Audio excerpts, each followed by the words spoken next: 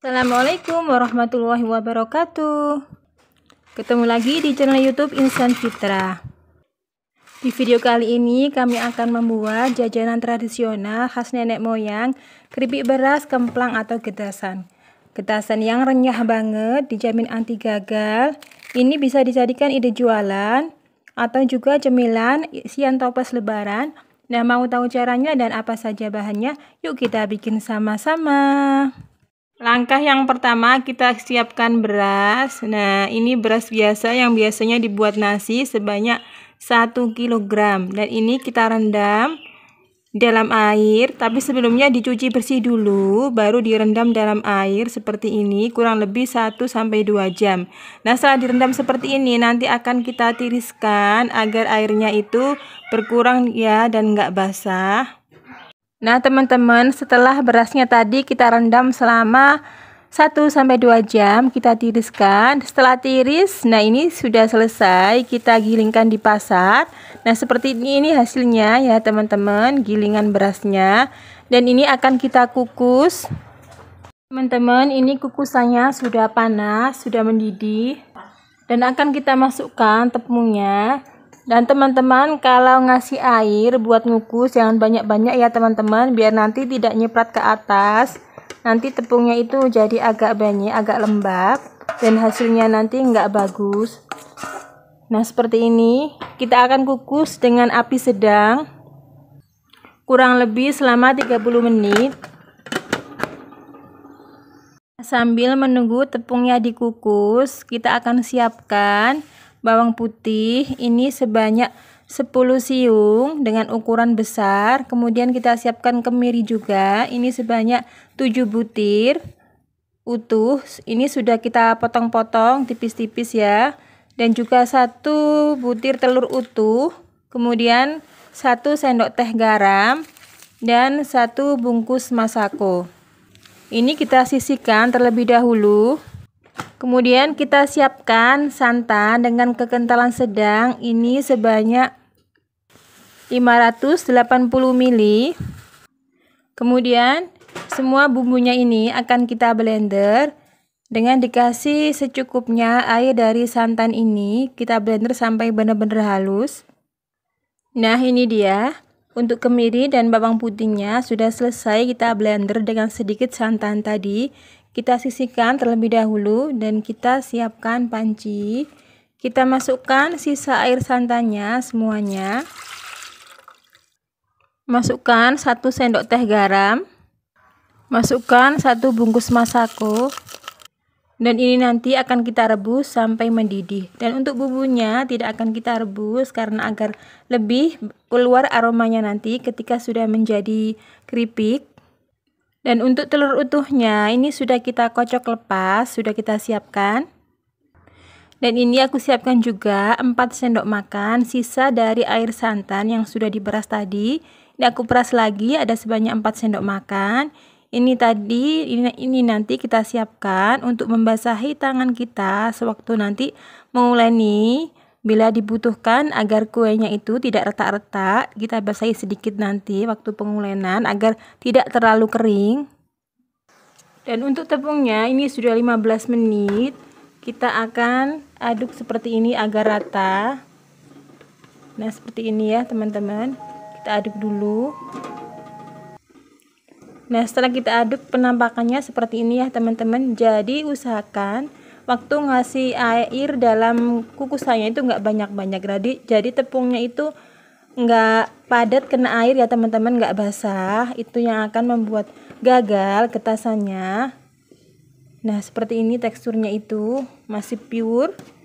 Nah ini kita tutup lagi sampai kurang lebih 30 menit baru kita angkat. Nah teman-teman, ini sudah kurang lebih selama 30 menit, bisa kita matikan api kompornya dan akan kita angkat. Akan kita pindahkan tepungnya ke sini ya teman-teman semuanya. Nah setelah seperti ini, kalau ada tepung yang bergerindil seperti ini, kita hancurkan ya teman-teman. Nanti kalau bisa hancur semua tidak pakai diayak, tapi kalau masih ada yang bergerindil bisa kita ayak. Nah, seperti ini. Nah, seperti ini ya teman-teman. Kalau dikhawatirkan ada yang bergerindil, bisa kita pakai alat seperti ini. Nah, kita bisa menggunakan ayakan seperti ini. Nah, kan hasilnya seperti ini ya teman-teman. Intinya itu menghilangkan yang bergerindil seperti ini, kita hancurkan. Terserah teman-teman pakai cara apa. Kalau saya biasanya dari nenek moyang itu sudah menggunakan cara seperti ini. Nah, intinya itu tepungnya itu harus halus, nggak ada yang bergerindil. Nah, ini sampai selesai. Yang bergerindilnya ini kita haluskan seperti ini ya teman-teman ya. Nah, teman-teman, seperti ini ya hasilnya. Ini sudah halus semuanya tepungnya. Dan tepung yang bergerindil seperti ini tidak usah kita ikutkan, cuman ada sedikit ya. Nah, ini sudah nggak bisa lagi, nggak bisa halus, cuman ada sedikit, kita sisihkan saja. Kemudian kita masukkan bumbu yang sudah kita haluskan tadi, kemiri dengan bawang putih tadi. Setelah masuk, kemudian kita aduk rata terlebih dahulu.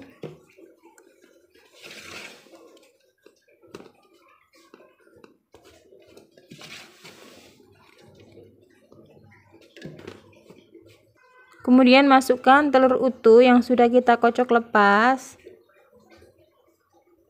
Ini juga kita aduk terlebih dahulu.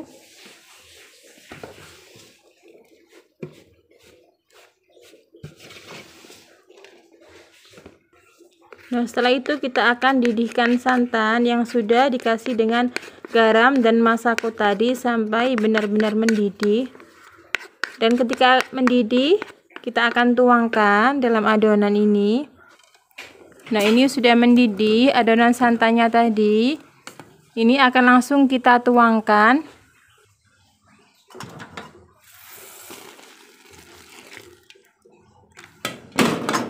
Dan langsung kita aduk rata cepat.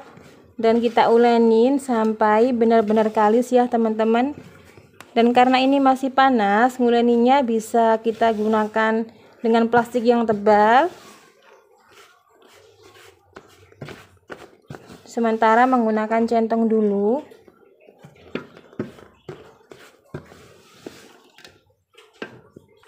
Nah, ini kita menggunakan plastik yang tebal dengan alasnya seperti ini ya teman-teman.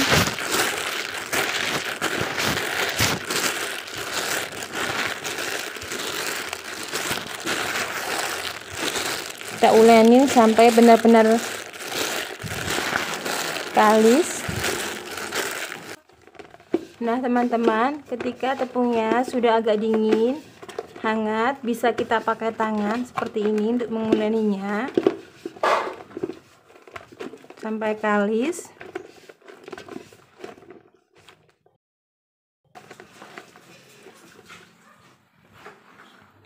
Dan untuk santan yang 4 sendok makan tadi kita basahi tangan kita, kemudian lanjut menguleni. Ingat ya teman-teman, dibasahi saja agar lembab sedikit. Lanjut menguleni sampai benar-benar kalis.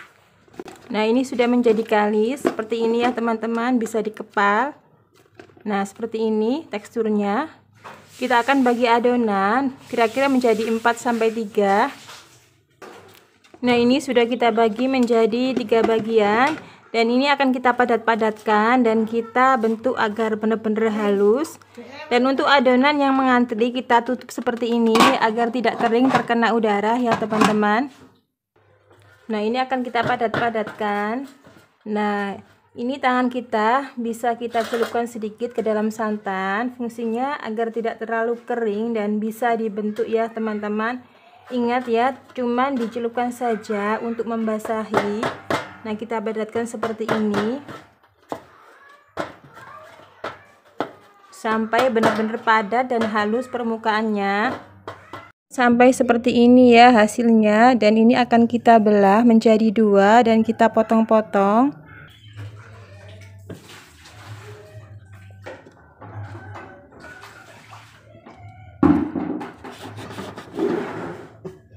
Nah, seperti ini ya teman-teman. Dan untuk bagian yang ada agak retak-retak seperti ini bisa kita celupkan tangan kita dan bisa kita rapatkan. Nah, seperti ini agar hasilnya itu nanti bagus. Dan ini akan kita potong-potong seperti ini ya teman-teman. jangan terlalu tipis dan juga jangan terlalu tebal. Nah, kira-kira seperti ini potongannya. Kita potong-potong sampai selesai ya. Nah, teman-teman, seperti ini hasil potongannya. Ini akan kita coba goreng dahulu. Dan untuk sisa adonan yang mengantri, kita akan tutup terlebih dahulu agar nanti tidak terkena udara dan menjadi kering, yang akhirnya akan retak-retak ya teman-teman. Kita panaskan minyak dulu dan wajannya. Kita panaskan minyaknya ya teman-teman. Dan dalam pembuatan keripik kemplang atau getasan ini atau keripik beras, yang harus diperhatikan adalah waktu penggorengannya minyaknya itu harus benar-benar panas. Kalau kurang panas, kalau digoreng itu akan hancur ya teman-teman. Nah, ini coba kita tes, ini sudah panas tapi kurang ya teman-teman. Nah, ini kita masukkan sedikit saja. Nah, ini sudah panas, terlihat keluar gelembung tapi masih kurang panas. Juga nggak boleh digoreng dengan api yang terlalu kecil ya teman-teman. Nah, ini terlihat, lah ini hancur seperti ini ya teman-teman. Nah, ini karena minyaknya kurang panas, juga jangan dibolak-balik, nanti juga cepat hancur. Nah, kalau teman-teman ada yang subscriber nanya kenapa waktu digoreng hancur, ya ini karena minyaknya itu kurang panas. Juga kalau belum kokoh nggak usah dibolak-balik. Nah, seperti ini juga rentan hancur ya teman-teman. Dan ini sudah juga hancur, ini karena minyaknya kurang panas. Jadi jangan digoreng dengan api yang kecil dan juga minyak yang kurang panas. Harus api yang sedang ya teman-teman. Nah, itu akan menjadikan ini sukses untuk digoreng, nggak retak-retak juga nggak hancur. Nah, sekarang akan kita goreng dengan minyak yang benar-benar sudah panas dengan api yang sedang. Jadi apinya itu nggak kecil juga nggak besar. Nah, ini benar-benar sudah panas dengan api yang sedang ya teman-teman, biar nanti nggak gagal. Nah, ini jangan dibolak-balik dahulu, kita tunggu sampai adonannya kokoh baru bisa kita balik. Termasuk juga adonannya hancur kalau digoreng, itu tadi waktu pengulenannya juga kurang ya teman-teman. Nah, ini bisa kita balik dengan pelan-pelan. Adonannya sudah mulai kokoh. Nah, seperti ini ya, ini enggak hancur. Nah, teman-teman, kalau sudah seperti ini, sudah kecoklatan, ini sudah matang ya. Ini bisa diangkat. Nah, ini enggak hancur ya teman-teman, jadi harus perlu diperhatikan. Kalau hancur itu apinya terlalu kecil, kemudian kurang panas minyaknya, juga nguleninya itu kurang kalis ya teman-teman. Jadi adonannya itu kurang padat gitu, dalamnya itu kurang padat. Akhirnya digoreng itu juga rentan hancur. Nah, seperti ini hasilnya. Dan kita akan lanjut menggorengnya semuanya dengan cara seperti ini sampai selesai.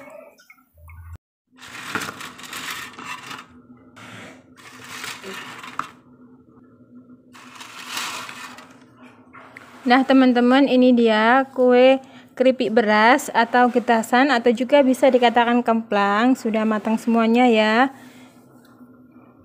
Nah, kita lihat dari teksturnya, dari bentuknya, ini halus ya, mulus, enggak hancur sama sekali. Dan kita lihat tingkat kerenyahannya, Masya Allah, ini renyah banget ya teman-teman. Bismillahirrahmanirrahim. Alhamdulillah, Masya Allah, ini renyah banget dan gurih banget ya teman-teman.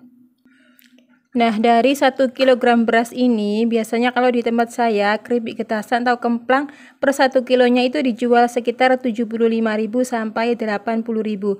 Tapi tergantung daerah masing-masing ya teman-teman. Jadi dari 1 kg beras itu bisa menjadi 75.000 atau kisaran 80.000.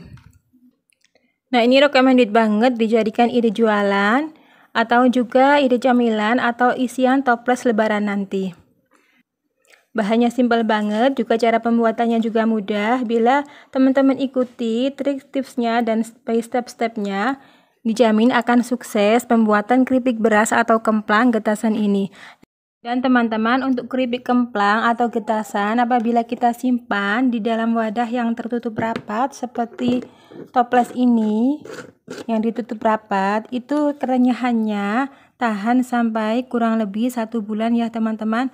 Karena saya sudah membuktikannya, pernah membuat dalam jumlah yang sangat banyak karena buat oleh-oleh para kerabat juga. Dari awal Ramadan pembuatan sampai setelah hari raya 2 mingguan itu masih ada sisa di toples, itu masih renyah, juga rasanya masih fresh ya teman-teman. Nah teman-teman ini recommended banget buat usaha, juga buat ide camilan atau isian toples lebaran. Nah teman-teman, demikian video dari saya, semoga bermanfaat. Jangan lupa dukungannya dengan di like, komen, dan subscribe. Wassalamualaikum warahmatullahi wabarakatuh.